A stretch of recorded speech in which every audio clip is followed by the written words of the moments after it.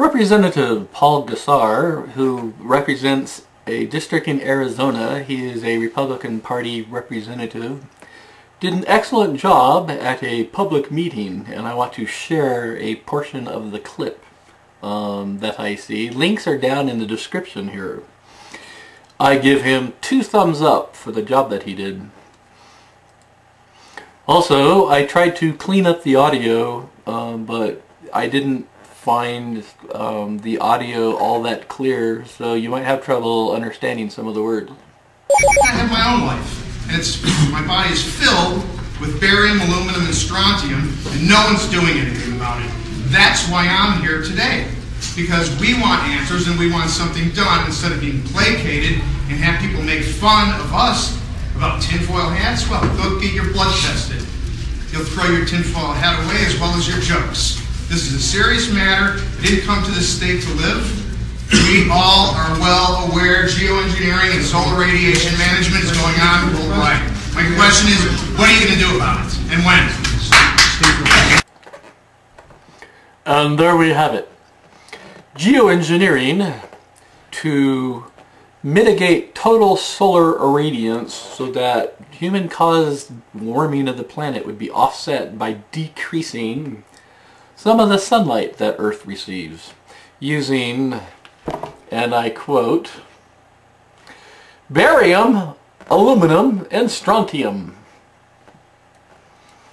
I would first like to point out that if some people, a government or scientist or a rogue organization were to want to perform geoengineering in the atmosphere, they would not be using barium, they would not be using aluminum, they would not be using strontium. They would be using sulfur dioxide.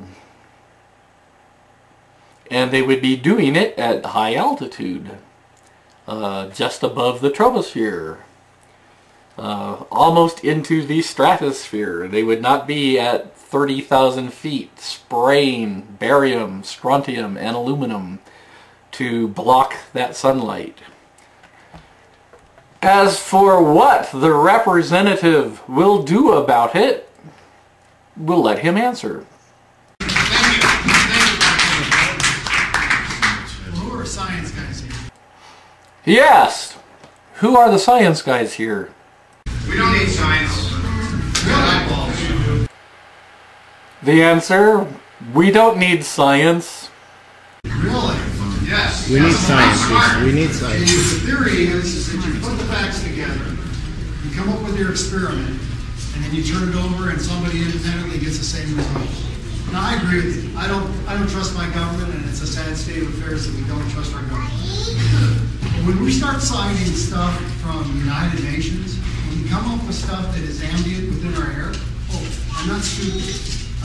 The person you're talking to, my family was actually responsible for taking down the Atomic Energy Commission in 1970s. So I do know what's going on with uranium and barium. Representative gets kudos for mentioning the Atomic Energy Commission and implying correctly the atomic bomb blasts and tests in Nevada, of which Arizona got a hell of a lot of that fallout. 992 atomic bombs, I believe. Almost 1,000 atomic bombs were tested in the American Southwest.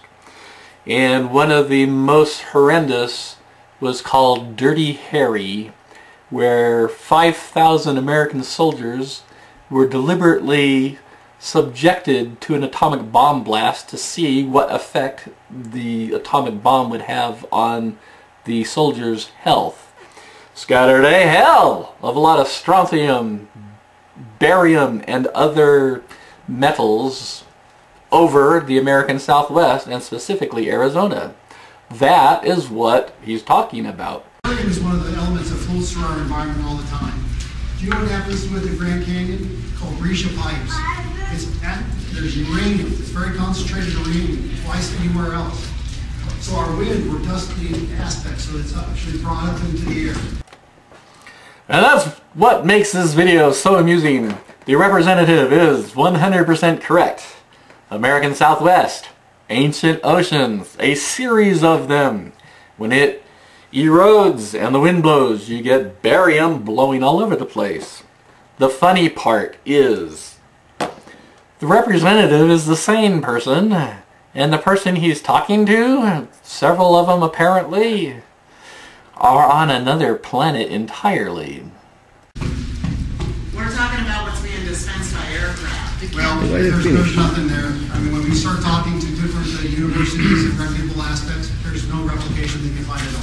Because of covert operations, so you're not going to get them on there. Oh, you have two eyes. You just need to look up and look at the sky. I can also tell you from the standpoint, you're also part of the downwinders from this aspect. So from this standpoint, this is global. It's not what we're starting to see. In some ways, I have to start trusting the National Institute of Health and asking them. There's young kids from Ohio State University that started looking into this, and they find the same thing that's not true.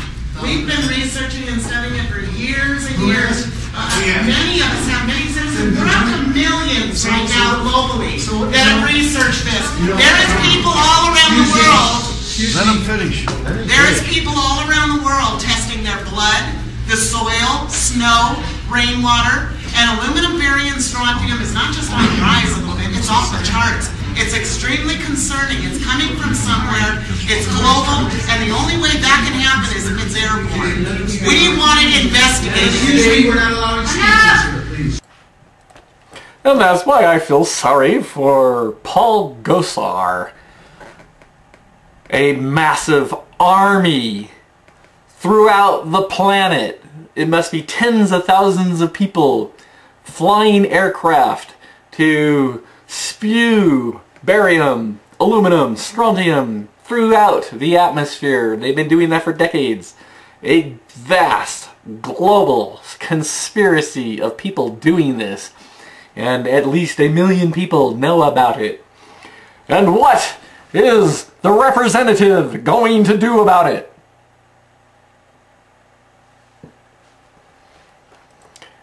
More kudos? He didn't break out in laughter. Everyone in this room is now dumber for having listened to it.